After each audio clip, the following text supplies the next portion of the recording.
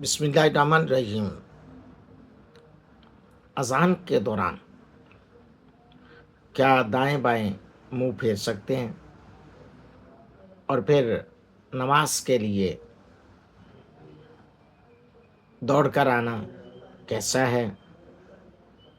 اور یہ کہنا کہ میری نماز فوت ہوگی، احادیث سے صحیحہ کی روشنی میں اس کے بارے میں کیا حکم ہے؟ ضرور سماعت فرمائیں، اس ویڈیو میں یہ ساری چیزیں ڈسکس ہونے والی ہیں اور آخر میں دعا بھی ملنے والی ہے۔ اللہ تعالیٰ ہمیں دین متین کی صحیح سمجھ عطا فرمائے۔ حضرات گرامی قدر، حضرت بلال حبشی رضی اللہ تعالیٰ عنہ کے بارے میں مذکور ہے کہ اذان دیتے ہوئے اپنی انگلیاں کانوں میں ڈال لیتے۔ حضرت ابو حذیفہ رضی اللہ تعالیٰ عنہ بیان کرتے ہیں، امام بخاری نے یہ حدیث کو نمبر کوٹ کے 608 کرتے۔ حضرت ابو حذیفہ فرماتے ہیں کہ انہوں نے حضرت بلال کو اذان دیتے ہوئے دیکھا، وہ اذان کے دوران اپنا منہ ادھر ادھر یعنی دائیں بائیں پھیرا کرتے تھے۔ اسی باب کے حوالے سے حی علی الصلاۃ حی علی الفلاح کے دوران میرے امام نے، امام اعظم ابو حنیفہ نے بھی استدلال کرتے ہوئے کہا کہ دائیں بائیں منہ پھیرنا درست ہے۔ نیز کانوں میں انگلیاں داخل کرنا بھی جائز ہے تاکہ آواز بلند پیدا ہو۔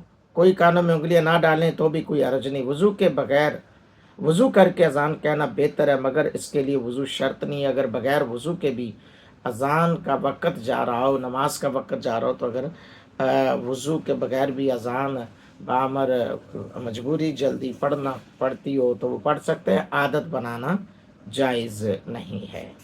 اب یہ کہنا کہ نماز فوت ہوگی، اس کے بارے میں کیا حکم ہے؟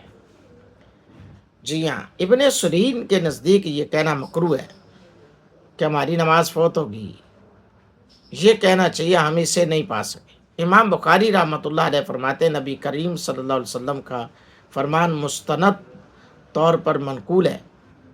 ابن سریر کے اثر کو ابن ابی شیبہ نے وصل کیا۔ حضرت امام بخاری رحمۃ اللہ علیہ نے امام ابن سیرین کا رد کرتے ہوئے بتلایا کہ یوں کہنا درست ہے کہ ہماری نماز جاتی رہی۔ یہ کہنا چاہیے۔ جب نبی پاک صلی اللہ علیہ وسلم کا یہ قول ثابت ہے تو پھر اسے مکروہ قرار دینا درست نہیں، جاتی رہی کہہ سکتے ہیں آپ۔ حضرت ابو قتادہ رضی اللہ تعالیٰ عنہ بیان کرتے ہیں، ایک مرتبہ ہم حضور علیہ السلام کی ابتدا میں نماز ادا کر رہے تھے۔ اسی دوران آپ نے کچھ آدمیوں کی تیز چلنے کی آواز سنی۔ جب آپ نے نماز مکمل کر لی تو پوچھا، کیا تمہیں کیا مسئلہ تھا؟ لوگوں نے عرض کی، ہم جلدی آ کر نماز میں شریک ہونا چاہتے تھے۔ نبی اکرم صلی اللہ علیہ وآلہ وسلم نے ارشاد فرمایا، ایسا نہ کیا کرو۔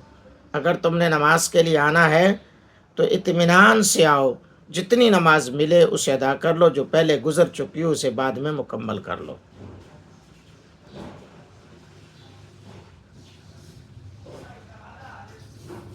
اللہ۔ حضرت ابو ہریرہ رضی اللہ تعالیٰ عنہ کا فرمان سماعت فرمائی، حضور علیہ الصلوۃ والسلام سے انہوں نے نقل کرتے ہوئے فرمایا کہ جب تم اقامت سنو تو نماز کے لیے چل پڑو، لیکن سکون اور وقار کے ساتھ آؤ، دوڑتے ہوئے نہ ہو۔ جو حصہ مل جائے اسے ادا کر لو، جو رہ جائے اسے بعد میں پورا کر لو۔ پتہ چلا کہ مسجد میں دھڑم دھڑم کر کے بھاگنا یا باہر سے بھاگتے ہوئے آنا، یہ اس کی ممانعت ہے، شرعاً جائز نہیں ہے۔